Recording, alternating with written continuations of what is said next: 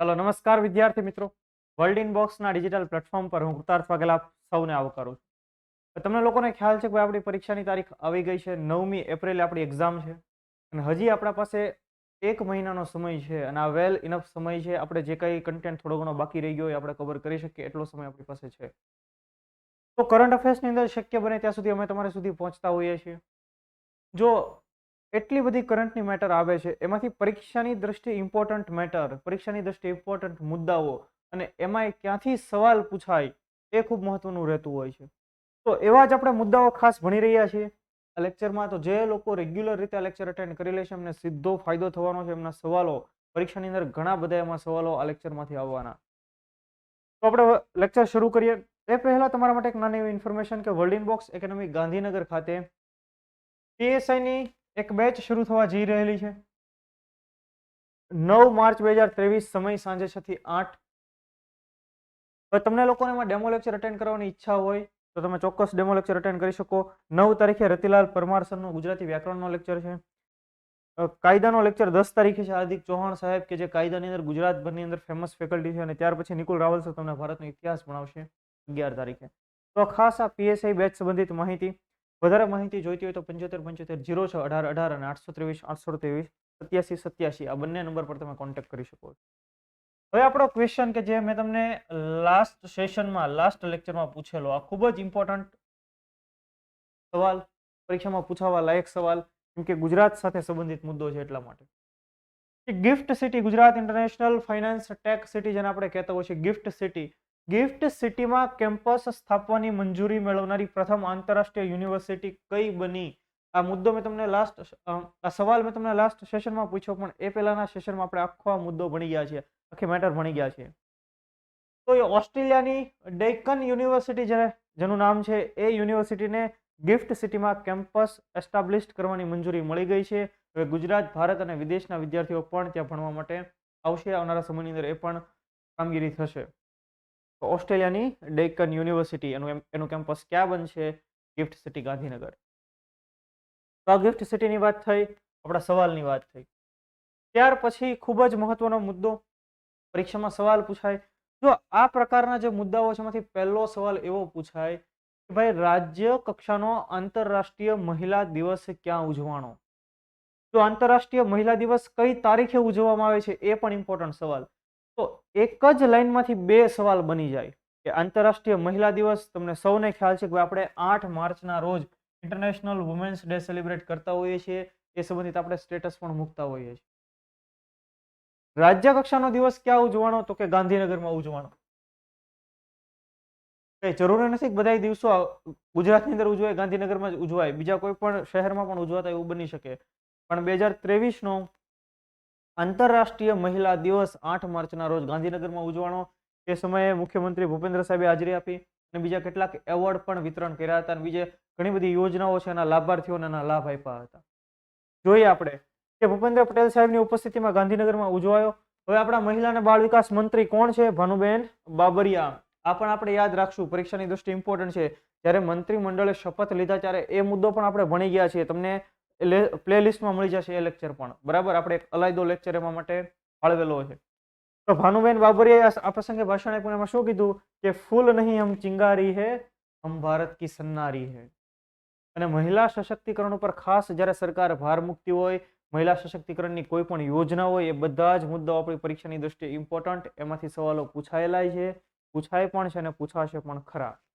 Clear? મહિલા સશક્તિકરણ કે મહિલાઓ સાથે સંબંધિત યોજનાઓ પણ એટલી જ ઇમ્પોર્ટન્ટ. તો અહીંયા તમે જોઈ શકો કેટલીક મહિલાઓને એવોર્ડ વિતરણ કરવામાં આવ્યું છે. એ પણ જોઈએ કે મુખ્યમંત્રીના હસ્તે ગુજરાત મહિલા વિકાસ પુરસ્કાર એનાયત કરવામાં આવ્યો, જે અંતર્ગત 15 મુખ્ય સેવિકાને, આંગણવાડીની જે તેડાગર બહેનો હોય એમને માતા યશોદા પુરસ્કાર એનાયત કરવામાં આવ્યા. ત્યારબાદ 3 મહિલા ઉદ્યમીઓને પણ એવોર્ડ આપવામાં આવ્યા. મહિલા કલ્યાણ માટે આ વર્ષના બજેટમાં પણ કેટલાની ફાળવણી કરેલી છે? 6000 કરોડથી પણ વધારે રકમની ફાળવણી કરેલી છે. આ અંગેની માહિતી ભૂપેન્દ્ર પટેલ સાહેબે આપેલી. અને શું કીધું કે લાસ્ટ બજેટની અંદર જે મહિલા સશક્તિકરણ માટે જે નાણાં ફાળવેલા એમાં 23% વધારો કરીને આ વખતે 6000 કરોડથી પણ વધારે રકમ ફાળવવામાં આવેલી છે સ્પેશિયલ વુમેન એમ્પાવરમેન્ટ માટે. 5 માર્ચે મહિલા અને બાળ વિકાસ વિભાગ દ્વારા Gujarat national law university Gandhinagar ખાતે એક રાષ્ટ્રીય સ્તરનું મહિલા સંમેલનનું પણ આયોજન કરવામાં આવેલું. ઇન્ટરનેશનલ વુમન્સ ડે આવતો હોય, બરાબર 8 તારીખે હોય, તો 5 તારીખે એ પહેલા જ હવે એક રાષ્ટ્ર સ્તરનું મહિલા સંમેલનનું આયોજન થયેલું. તો એ પણ કઈ જગ્યાએ થયેલું? ગાંધીનગર ખાતે, Gujarat national law university Gandhinagar. અને કોણે કરેલું આયોજન? મહિલા અને બાળ વિકાસ વિભાગ, ગુજરાત સરકાર. આખો મુદ્દો તમને સમજાય છે? જો એક એક સિમ્પલ વન લાઇનર છે, પણ આપણે ભણવા ખૂબ જરૂરી છે. ત્યાર પછી જોઈએ આપણે સમુદ્ર સુરક્ષા માટે યુનાઇટેડ નેશન્સની હાઈ સીઝ ટ્રીટી. જો આ એક બહુ મહત્વની ટ્રીટી છે. વર્ગ 3 માટે પૂછાય, વર્ગ 1-2 માટે પૂછાય, ખાસ સુપર ક્લાસ 3 માટે પૂછાઈ શકે. અને એનાથી પણ કોઈ ઊંચી એક્ઝામ જેમ કે યુપીએસસી આપણે આપતા હોય તો એના માટે પણ આ ટ્રીટી ખૂબ મહત્વની છે. હાઈ સીઝ ટ્રીટી, જેના ઉપર તાજેતરમાં હસ્તાક્ષર કરવામાં આવેલા યુનાઇટેડ નેશન્સ દ્વારા, યુનાઇટેડ નેશન્સના દેશો દ્વારા. આપણને તરત પ્રશ્ન થાય કે આ બધું શું છે? હાઈ સીઝ એટલે શું ને એના ઉપરની આ ટ્રીટી એટલે શું ને? અહીંયા તો એમ લખ્યું કે ભાઈ સમુદ્ર સુરક્ષા ને અહીંયા કંઈક હાઈ સીઝ. હાઈ સી એટલે શું? ઊંચાણ ઉપર કોઈ દરિયો હોય ને હાઈ સી કહેવાય? તો કે નહીં. પહેલા તો આપણે સમજવું પડે હાઈ સીઝ ઉચ્ચ સમુદ્ર, જેનું આપણે પ્રાંજલ ગુજરાતી કરીએ શું થાય? ઉચ્ચ સમુદ્ર. એટલે આ પરીક્ષાની અંદર ઘણી વાર લખાઈ નહીં આવે કે ઉચ્ચ સમુદ્ર સંધિ એવું. તો હાઈ સીઝ કોને કહેવાય? તો તમે ધારી લો, આ તમે અહીંયા જે ઇમેજ જોવો છો એ પહેલા જોવો, તમને ખ્યાલ આવશે ને કે આ છે ભારત. 7500 થી પણ વધારે કિલોમીટરનો દરિયા કિનારો ભારતને મળેલો છે, તમને સૌને ખ્યાલ છે. એમાં ગુજરાતને કેટલો મળ્યો છે? 1600 કિલોમીટર. આખા ભારતની અંદર સૌથી વધુ દરિયા કિનારો ધરાવતું રાજ્ય કયું છે? તમારું મારું પ્યારું ગુજરાત. હવે તમને ખ્યાલ હશે એમાંથી આ જે દરિયો અહીંયા હોય, અહીંયા તમને બધાને મસ્ત એવું પાણી દેખાય છે. તો આ જે દરિયો હોય ત્યાંથી 12 કિલોમીટર સુધીની જે રેન્જ હોય, 12 કિલોમીટર, તો અહીંયા જે મેં લાઈન દોરી એ કેટલા કિલોમીટર છે? 12 કિલોમીટર સુધીની રેન્જ. તો એને કહેવામાં આવે ટેરિટોરિયલ સી. એટલે કે એ વિસ્તાર ઉપર જે તે દેશનો અધિકાર કહેવાય. ખ્યાલ આવે છે તમને? તો 12 kilometre, 12 mile, sorry 12 mile, 12 kilometre નહીં પણ 12 માઇલ સુધી. તો એને આપણે સામાન્ય રીતે શું કહીએ? ટેરિટોરિયલ સી કહીએ. હવે એનાથી સહેજ આગળ અહીંયા આ બીજી લાઈન હું ડ્રો કરું, 24 માઇલ, તો એને કહેવાય કન્ટિજ્યુઅસ ઝોન એને કહેવાય. હવે એ કન્ટિજ્યુઅસ ઝોન તમે યાદ ન રાખો તો ચાલશે, પણ 200 માઇલ સુધીનો જે વિસ્તાર હોય, 200 માઇલ એટલે તમે વિચારી લો કે અહીંયા ભારતથી આ આટલો 200 માઇલનો વિસ્તાર છે, તો એને કહેવામાં આવે exclusive economic zone. Exclusive economic zone એટલે કે આટલા વિસ્તારની અંદર જે તે દેશ પોતાની ઇકોનોમિક એક્ટિવિટી કરી શકે. એ દરિયામાંથી જો આટલા વિસ્તારમાંથી અહીંયાથી આ બંગાળની ખાડીના આ વિસ્તારમાંથી ક્યાંય પણથી પેટ્રોલિયમ મળે તો એ ભારતનો અધિકાર ગણાશે. ત્યાંથી કોઈ બીજી ધાતુઓ મળે તો ભારતનો અધિકાર ગણાશે. ત્યાં કોઈ સારી કક્ષાની માછલીઓ મળ્યા છે તો એ ભારતના અધિકારમાં ગણાશે. ઇન શોર્ટ, 200 માઇલ સુધીના એરિયાની અંદર ભારત પોતાની ઇકોનોમિક એક્ટિવિટી કરી શકે. આપણા વિસ્તારની વાત છે. એમ કોઈ પણ દેશ કે જે દરિયા કિનારો ધરાવે છે ત્યાંથી 200 માઇલ સુધીનું અંતર એને કહેવાય ઇકોનોમિક ઝોન. તો હવે તરત પ્રશ્ન થાય 200 માઇલ પછીનો દરિયો એ કોની માલિકીનો? તો કે બધાની હબમમાં માલિકી. કોઈ પણ દેશ એ જે 200 માઇલ પછીનો દરિયા કિનારો છે ત્યાં કોઈ પણ એક્ટિવિટી કરી શકે, એના જહાજો ત્યાંથી અવર જવર કરી શકે, ત્યાં રિસર્ચ કરી શકે. તો એ 200 માઇલ પછીનો જે દરિયા કિનારો છે, જે આઘો રહેલો છે, જે બહુ હાઈ રહેલો છે, એને કહેવામાં આવે હાઈ સીઝ. તો અહીંયા તમે દેખાય છે અહીંયા 200 માઇલ અને અહીંયા જે વિસ્તાર છે એને આપણે શું કીધું? High seas. તો હવે એ તો ઓપન સી છે એક રીતે, ત્યાં ગમે એની માલિકીની છે, એટલે લોકો આર્થિક એક્ટિવિટી માટે, કોઈ પણ ઇકોનોમિક એક્ટિવિટી માટે ગમે એવું એને નુકસાન પહોંચાડશે, એ ચાલે નહીં. અને એટલા માટે યુનાઇટેડ નેશન્સ, જેને આપણે સંયુક્ત રાષ્ટ્ર કહીએ છીએ, એમણે હિસ્ટ્રીમાં પહેલીવાર આ હાઈ સીઝના ડેવલપમેન્ટ માટે, એની સુરક્ષા માટે, ભાઈ એના કારણે એન્વાયરમેન્ટને નુકસાન ન પહોંચવું જોઈએ, એના માટે થઈને આ પ્રકારની હાઈ સીઝ ટ્રીટી સાઇન કરી છે. અને આવું ઇતિહાસમાં પહેલીવાર બન્યું છે કે ભાઈ આ હાઈ સીઝ ટ્રીટી સ્પેશિયલ દૂરના દરિયા કિનારા માટે ખાસ સાઇન કરવામાં આવી કે હા, અત્યાર સુધી જે તે દેશ આનું રક્ષણ કરે ન કરે, આનું કોઈ રક્ષણ કોઈ દી કોઈ નહોતું કરતું. તો એના સંરક્ષણ માટે થઈને પણ હવે લોકોએ કામ કરવું પડશે, દેશોએ સાથે મળીને કામ કરવું. હાઈ સીઝ તમને ખબર પડી ગઈ? ઓકે, હા. તો હવે તમે મુદ્દો સમજો કે ઇતિહાસમાં પ્રથમ વખત યુનાઇટેડ નેશન્સ દ્વારા રાષ્ટ્રીય સીમાઓની બહાર, તો મેં તમને શું કીધું? 200 માઇલ સુધી એક્સક્લુઝિવ ઇકોનોમિક ઝોન, તો અહીંયા સુધી ભારતની ધારો કે સીમા છે, અહીંયા સુધી આ ભારતની સીમા, તો એની બહારનો જે દરિયા કિનારો છે એના સંરક્ષણ માટે, એ મહાસાગરોને સુરક્ષિત કરવા માટે હાઈ સીઝ ટ્રીટી પર હસ્તાક્ષર કરવામાં આવેલા છે. ક્લિયર છે મુદ્દો? તમે જુઓ, મેં તમને જે સમજાવ્યું હાઈ સીઝ કોને કહેવાય એ જ અહીંયા લખેલું છે કે આંતરરાષ્ટ્રીય જળાશયો કે જે રાષ્ટ્રની સીમાઓ ઓળંગી, રાષ્ટ્રની કોઈ પણ દેશની સીમા છે એનાથી દૂર આવેલા છે એક પ્રકારે, એને આપણે સામાન્ય રીતે કહેતા હોઈએ છીએ હાઈ સીઝ. તેઓ વિશ્વના લગભગ 2/3 મહાસાગરોને આવરી લે છે. આ એવા જળાશયો છે કે જ્યાં તમામ દેશોને, જો આ શબ્દ શું ઇમ્પોર્ટન્ટ, તમામ દેશોને માછલી પકડવાનો, સફર કરવાનો અને રિસર્ચ કરવાનો અધિકાર છે. પણ એનું એટલું બધું સંરક્ષણ, એનું પ્રોટેક્શન થતું નહોતું, અને આ હાઈ સીઝના પ્રોટેક્શન માટેની સંધિ અત્યારે સાઇન કરવામાં આવેલી છે. પરંતુ અત્યાર સુધી આ પાણીમાંથી માત્ર 1% જ હાઈ સીઝ જે વિસ્તાર છે એનું સંરક્ષણ થતું હતું, બાકીનાનું થતું નહોતું. હવે તમામ એ હાઈ સીઝ વિસ્તારોના સંરક્ષણ માટે આ સંધિ સાઇન થઈ. જેમ કે જો ખનિજો, ફાર્માસ્યુટિકલ્સ, ઓઇલ, ગેસના ભંડારો, આ બધા માટે થઈને ખાસ એ જે વિસ્તાર છે હાઈ સીઝ એ મહત્વનો છે. જો તમે અહીંયા તમે ભારતનો નકશો મગજમાં વિચારી લો, આ ભારતનો નકશો છે, તો અહીંયા 200 માઇલથી પછીનો બાકીનો જે વિસ્તાર, ઇન શોર્ટ ભારતની જમીની સરહદથી દૂરનો દરિયાઈ વિસ્તાર હાઈ સીઝ, બરાબર? તો એ પણ, અને ભાઈ તો ખજાનો અહીંયાથી મળી જાય ને. ક્લિયર થાય છે તમને મુદ્દો? હાઈ સીઝ ટ્રીટી વિશે જોઈએ. 4 માર્ચના રોજ યુનાઇટેડ નેશન્સ દ્વારા ન્યુયોર્કની અંદર એક બેઠક યોજાણી અને ત્યાં સિગ્નેચર કરવામાં આવી. આ ટ્રીટી માટે જે ચર્ચાઓ થઈ, ઘણા છેલ્લા વર્ષોથી આના ઉપર કામગીરી થતી હતી. આપણે આ માટે કાંઈક એક નક્કર પરિણામ ઉપર આવવું જોઈએ, કંઈક નક્કર નિર્ણય ઉપર આવવું જોઈએ. આખરે છેલ્લે 38 કલાક જેટલી ચર્ચાઓ થઈ, ત્યારબાદ યુનાઇટેડ નેશન્સના સભ્ય દેશો એના પર હસ્તાક્ષર કર્યા હતા. સમુદ્રી ઇકોસિસ્ટમ અને હાઈ સીઝના સંરક્ષણ માટેની એક આખી નવી વ્યવસ્થા છે. વિશ્વનો 30% સમુદ્રી વિસ્તાર પ્રોટેક્ટેડ એરિયા તરીકે છે. ડીપ સી માઇનિંગ ઉપર પણ નિયંત્રણ થશે. ડીપ સી માઇનિંગ, દરિયાના ઊંડાણની અંદર થતું માઇનિંગ, એનું પણ નિયંત્રણ કરવું ખૂબ જરૂરી છે. તો આ ટ્રીટી થકી એ પણ કામ કરવામાં આવશે. અને ઓપન સી માં કેટલી માછલી પકડી શકાય તેનું પણ રેગ્યુલેશન્સ હવે કરવામાં આવશે. એટલે કે આ તમામ કામ ઇન શોર્ટ કુદરતી સંસાધનો આપણી પોતાની વ્યક્તિગત માલિકીના નથી ભાઈ, એનો તમામ રીતે યોગ્ય રીતે ઉપયોગ કરવો જોઈએ, કંટ્રોલ સાથેનો ઉપયોગ થવો જોઈએ. અને એટલા માટે થઈને આવી અલગ અલગ સંધિઓ સાઇન કરવામાં આવતી હોય છે અને દેશોને બાધ્ય કરવામાં આવે કે ભાઈ તમે ખરેખર આનું પાલન કરો. આખો મુદ્દો સમજાઈ ગયો તમને? ક્લિયર થઈ ગયો?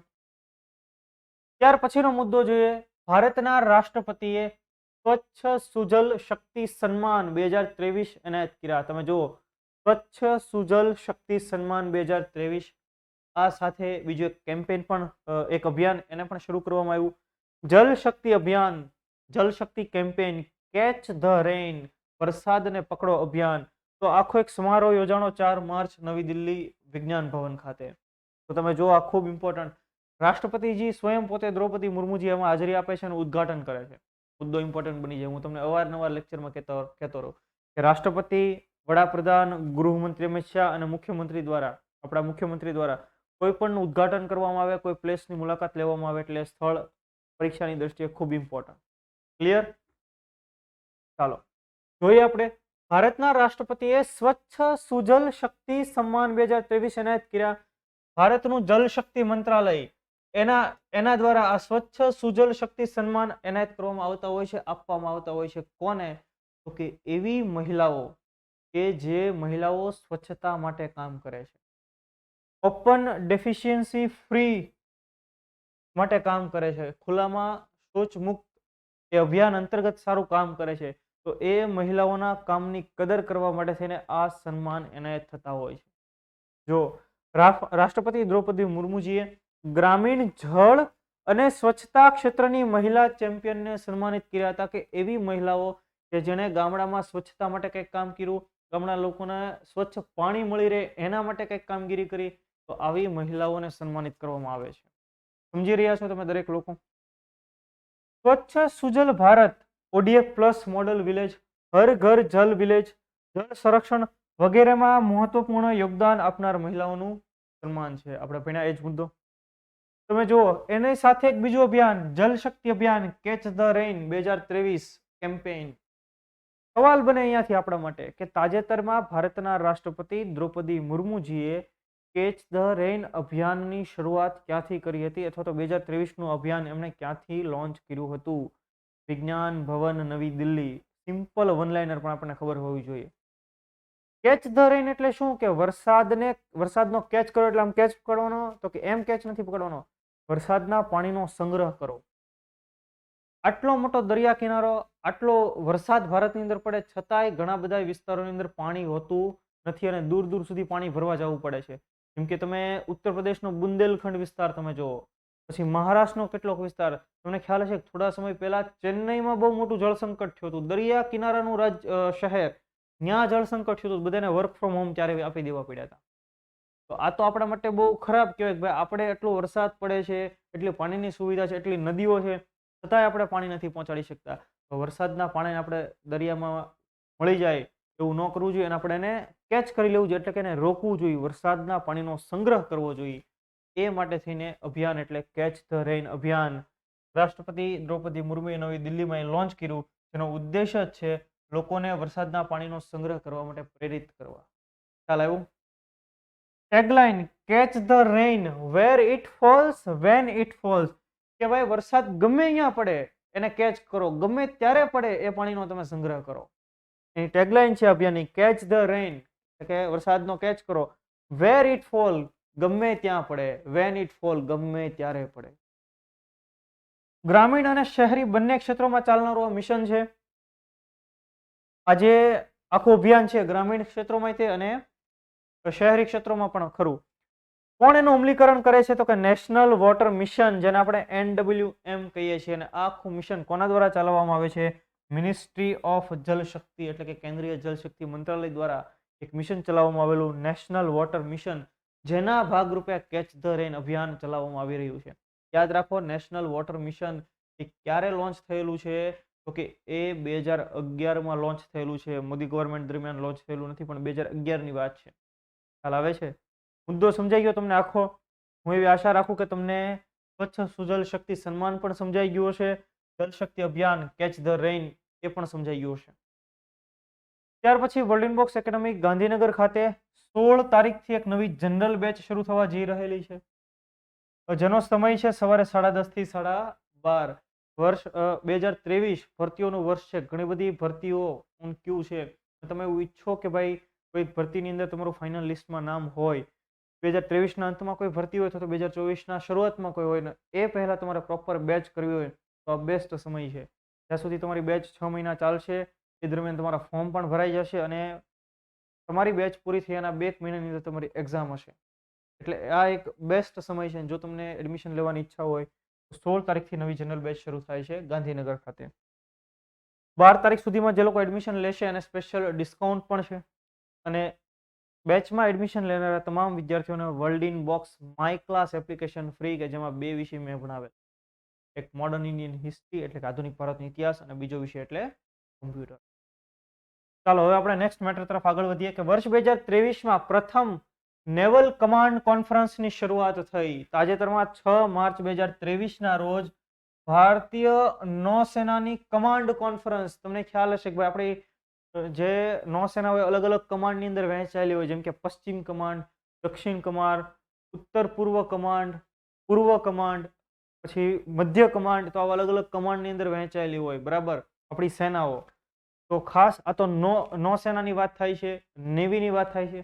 તો નેવલ કમાન્ડ કોન્ફરન્સ તાજેતરમાં યોજાઈ અને એની શરૂઆત, નેવીની વાત થાય છે તો કે કેવી રીતે જેની શરૂઆત થવી જોઈએ, તો દરિયાની અંદર જ આ બેઠકની શરૂઆત થઈ. ખાસ આ બાબત પણ સમજવા જેવી અને મજા પડે એવી છે. જોઈએ આપણે આખી ડિટેલ કે વર્ષ 2023 માટે પ્રથમ નેવલ કમાન્ડ કોન્ફરન્સ 6 માર્ચ 2023ના રોજ શરૂ થઈ, જેના ઇનોગ્રેશન સેશનની અંદર કોણે ભાષણ આપ્યું હતું? તો કે કેન્દ્રીય સંરક્ષણ મંત્રી, ડિફેન્સ મિનિસ્ટર, જેનું નામ છે રાજનાથ સિંહ સાહેબ. તમે અહીંયા જો રાજનાથ સિંહ, એમણે ખાસ ઇનોગ્રેશન સેરેમનીમાં હાજરી આપી અને આ બધા ઓફિસર, જે સિનિયર ઓફિસર છે, એમને સંબોધન કર્યું હતું. અને ઉદ્ઘાટન રક્ષામંત્રી રાજનાથસિંહે શરૂઆતના દિવસે INS વિક્રાંતમાં નૌકાદળના કમાન્ડરોને સંબોધિત કર્યા હતા. અને એટલે મેં કીધું ને કે ભાઈ દરિયાની અંદર આનું આયોજન થયું. એટલે દરિયાની અંદર એટલે કે પાતાળમાં જઈને તો કે એમ નહીં, INS વિક્રાંતની અંદર એનું આયોજન થયું. હવે આ પ્રકારની કોન્ફરન્સ શા માટે યોજાતી રહેતી? તો કે ભાઈ જે આપણા ડિફેન્સના સિનિયર ઓફિશિયલ્સ અધિકારીઓ છે, ખાસ કરીને આ નેવલ કમાન્ડ તો નેવીના અધિકારીઓ, એ હાઈ રેન્કના અધિકારીઓ છે ને અલગ અલગ કંઈક માર્ગદર્શન આપવું, એના વચ્ચે કમ્યુનિકેશન થાય, ખાસ એ માટે થઈને આ પ્રકારની અલગ અલગ કોન્ફરન્સ યોજાતી હોય છે. ભાઈ આપણી કેવી તૈયારીઓ છે, કેમ કે આપણને ખબર આપણે એવા પાડોશીઓ છે કે આપણે ભગવાનને પ્રાર્થના કરીએ કે આવા પાડોશી કોઈને ન મળે. એક તરફ પાકિસ્તાન, એક તરફ ચીન. આપણે તો હંમેશા ચોકન્ના રહેવું પડે. તો આ બધી કોન્ફરન્સથી શું થશે કે એક સારું એવું કોમ્યુનિકેશન થશે. પ્રથમ વખત આ કોન્ફરન્સ ભારતના સ્વદેશી એરક્રાફ્ટ કેરિયર INS વિક્રાંત પર યોજાય.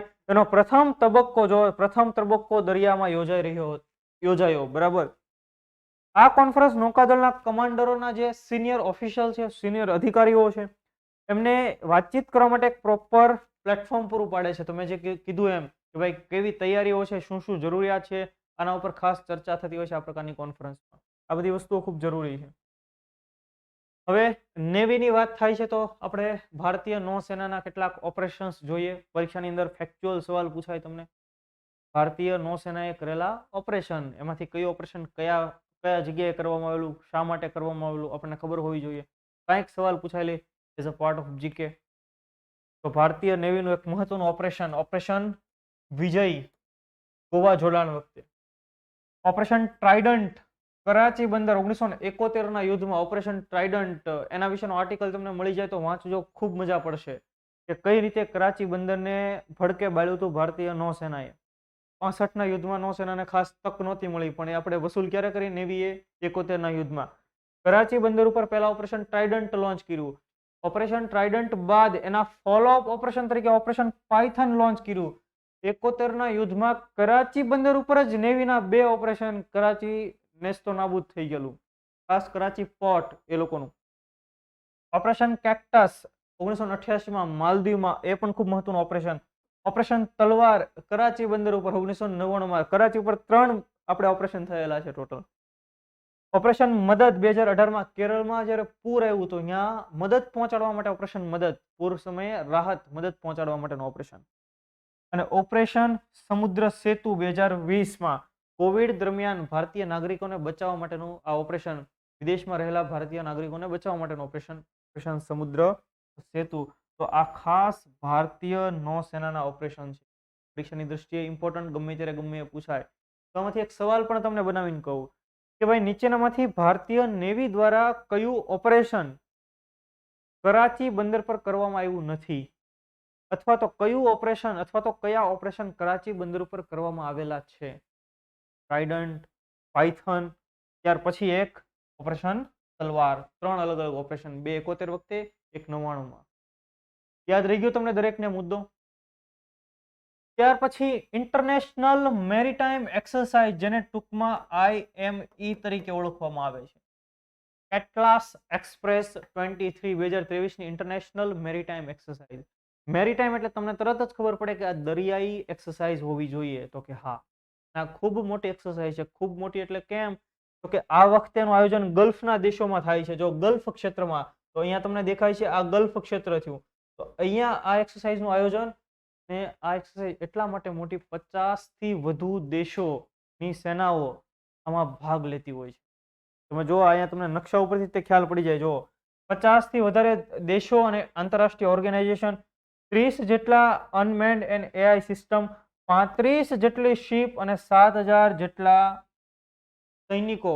તો આવડી મોટી મેરીટાઈમ એક્સરસાઇઝ, એનું નામ છે IME, international maritime exercise atlas Express 23. ભારતે એમાં ભાગ લીધો તો જ ભણીએ ને ભાઈ આપણે. બરાબર, ભારતે ભાગ લીધો. સવાલ તમને કેવો પૂછાય કે તાજેતરમાં યોજાયેલી ઇન્ટરનેશનલ મેરીટાઈમ એક્સરસાઇઝમાં ભારતનું પ્રતિનિધિત્વ કઈ શિપે કર્યું હતું? તો યાદ રાખો, INS ત્રિકંદ, કે જે ભારતીય નેવલ શિપ છે INS ત્રિકંદ, એણે એમાં ભારતનું પ્રતિનિધિત્વ કર્યું હતું. જોઈએ આપણે. IMX CE23 વિશ્વની સૌથી મોટી મલ્ટીનેશનલ મેરીટાઈમ એક્સરસાઇઝ. 50થી વધુ દેશો અને ઇન્ટરનેશનલ દરિયાઈ એજન્સીઓમાં ભાગ લીધો, જેમાં ભારતનું પ્રતિનિધિત્વ કોણે કર્યું? INS ત્રિકંદ. તમને આ સવાલ પરીક્ષામાં પૂછાઈ શકે. અહીંયા હું સ્ટાર કરી દઉં છું તમને. ભારતીય નૌકાદળે પ્રથમ વખત આમાં ભાગીદારી નોંધાવેલી છે. પહેલી જ વાર ઇન્ડિયન નેવીએ એમાં ભાગીદારી નોંધાવેલી છે. ઉદ્દેશ્ય દરિયાઈ સુરક્ષા વધારવી જરૂરી છે ભાઈ, ચાંચિયાઓથી બચાવવાનું છે ખાસ, બરાબર. જેટલી મેરીટાઈમ સિક્યુરિટી સારી હશે એટલો ટ્રેડ વ્યવસ્થિત થશે, કોઈ પણ પ્રકારના ડર વગર થશે.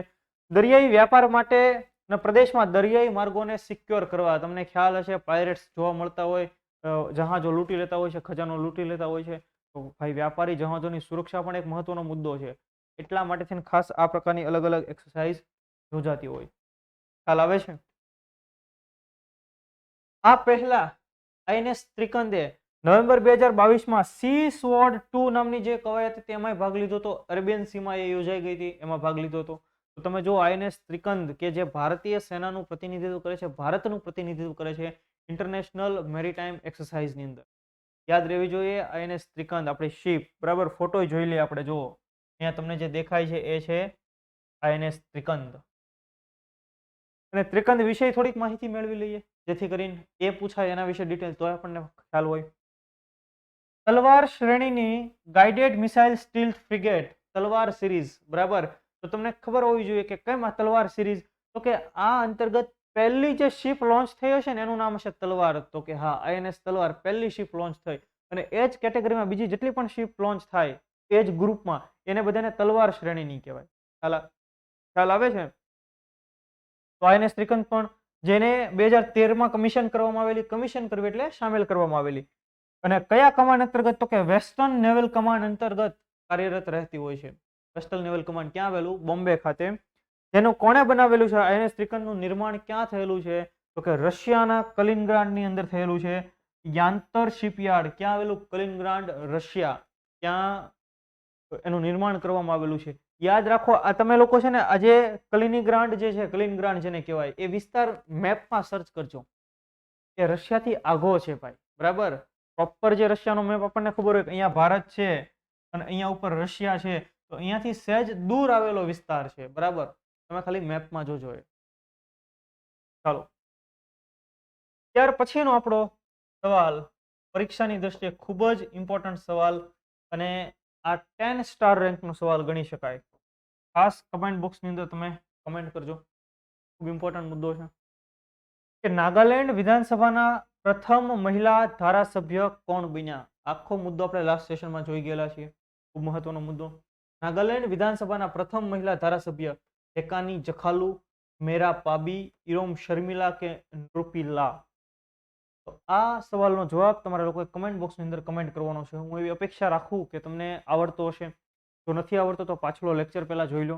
એનું પ્લેલિસ્ટ તમને લેક્ચરના ડિસ્ક્રિપ્શન બોક્સમાં મળી જશે. યોજનાઓનું પ્લેલિસ્ટ પણ તમને લેક્ચરના ડિસ્ક્રિપ્શન બોક્સમાં મળી જશે. ક્લિયર? તો આ હતો આજનો આપણો કરંટ અફેર્સનો લેક્ચર. હું આશા રાખું કે તમને ખૂબ પસંદ પડ્યો હશે, તમને ગમ્યો હશે. જો તમે એવું ઈચ્છો કે તમારા સુધી વર્લ્ડ બોક્સના દરેક ઇનિશિયેટિવ સૌથી પહેલા પહોંચે તો ખાસ આ સોશિયલ મીડિયા હેન્ડલ્સને તમે ફોલો કરો. આ લેક્ચરની પીડીએફ પણ તમને ટેલિગ્રામ ચેનલમાં મળી જશે. અને જો તમે ચેનલને સબસ્ક્રાઇબ નથી કરી તો ઝડપથી સબસ્ક્રાઇબ કરી લો અને દરેક વિડીયોની નોટિફિકેશન માટે બેલ આઇકન જરૂર પ્રેસ કરો. Thank you so much.